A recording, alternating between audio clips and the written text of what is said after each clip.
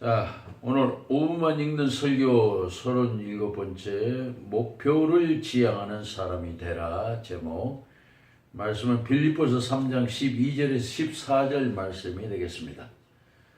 자, 오늘 빌립보서 3장 12절에서 14절 본문은 바울이 우리가 믿음으로 구원을 얻지만 그 회심을 통해서 신앙의 목표가 모두 이루어지는 것이 아님을 역설합니다. 이는 구원이 그렇게 간단하지 않다고 말하면서 목표를 세우고 더 노력해 나갈 것을 고면합니다. 신앙의 목표를 중요시하는 바울을 보면서 우리는 금년에 목표를 세우고 나아갈 지혜를 배우게 됩니다. 새롭게 시작하는 2019년도를 목표를 세우고 출발하자는 의미에서 목표를 지향하는 사람이 되라는 제목으로 묵상하고자 합니다. 목표를 지향하는 사람이 되라 무슨 뜻입니까? 먼저는 목표를 세우고 살아가라는 뜻입니다. 본문 12절에 내가 이미 얻었다 함도 아니 온전히 이루었다 함도 아니라 오직 내가 그리스도 예수께 잡힌 바 된 그것을 잡으려고 달려가노라고 말씀합니다. 덮어놓고 아무렇게나 살아가지 말고 목표를 세우고 살아가라는 뜻이지요. 1989년도 미국의 하버드대학 경영대학교 대학원에서는 목표를 세우고 살아가는 사람과 목표 없이 사는 사람의 삶의 질이 어떤 결과를 가져오는지에 대해서 발표한 적이 있었습니다.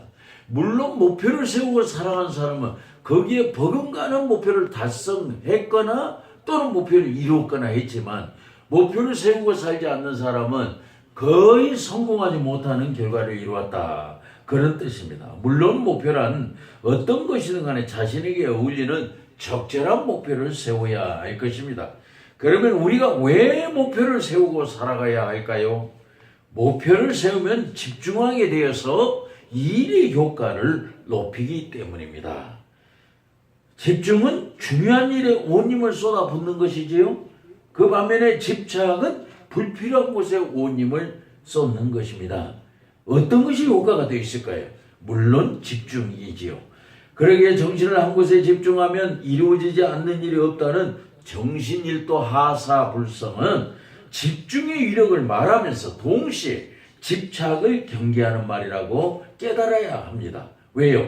많은 힘도 분산되면 약해질 수밖에 없지만 적은 힘이라도 한 곳에 집중되면 큰 힘이 되기 때문입니다.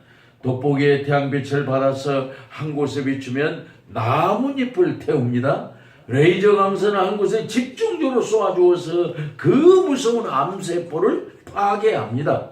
이는 집중의 원리에 따른 결과라서 목표에 집중하면 반드시 이루게 된다는 교훈을 가르치는 것입니다. 그 다음으로 목표를 지향하는 사람이 되라 무슨 뜻입니까? 목표를 세웠으면 실망하지 말아야 한다는 뜻입니다. 목표를 세웠다고 모두 이루어지는 것은 아니지요. 목표가 이루어지도록 열심히 노력해 나가야 가능해집니다. 그래서 어떤 목표를 세웠다고 해도 자주 실망하는 사람은 목표를 이룰 수 없습니다.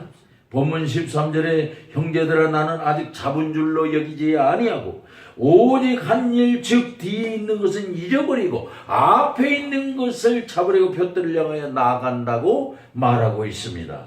본래 이 말씀은 과거에 받은 은혜에 집착해서 신앙이 정체되거나 퇴보되어서는 안 된다는 말입니다. 그러니까 현재까지 이뤄놓은 일들에 도취해가지고 교만한 생각을 하지 말아야 한다는 의미입니다.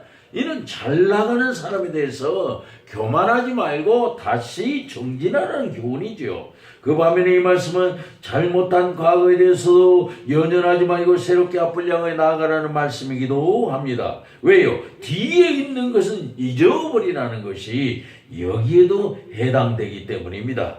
이것은 목표를 세우고 자주 낙심하는 사람들에게도 적용되는 말씀으로 생각되는 부분입니다.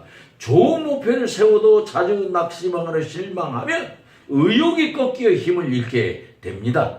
이런 사람은 좋은 목표를 세웠다가도 금방 단념하고 맙니다. 좀 해보다가 안 되면 그만 체념하고 물러나고야 마는 것입니다. 그렇게 쉽게 목표에 대해서 나아가다가 실망하고 단념하는 사람의 마음으로는 아무것도 이룰 수 없다는 뜻입니다. 목표를 이루는 데는 끈기가 필요하며 승리에는 인내가 요구되기 때문입니다. 독일의 에를리 박사는 606회의 끈질긴 실험 끝에 매독 치료약인 살바라산을 발견한 것으로 유명합니다. 그래서 그 이름을 606 주사라고 이름을 붙였다고 하지요. 이는 우리에게 600번 아니라 60번, 아니 6번, 특별히 한국 사람은 3~4번이라는 말이 있죠. 3~4번, 3번만 한다라도 우리는 금년에 이룰 것이 아주 많으리라 생각이 됩니다. 마지막으로 목표를 지향하는 사람이 되라. 무슨 뜻입니까? 목표를 이루도록 끊임없이 기도하라는 뜻입니다. 14절에 목표를 향하여 그리스도 예수 안에서 하나님의 의해서 부르신 부름의 상을 위하여 달려가노라고 말씀합니다. 바울은 당시에 로마에서 성행에 대한 달리기 경기를 달리는 경주자로 자신을 나타냅니다.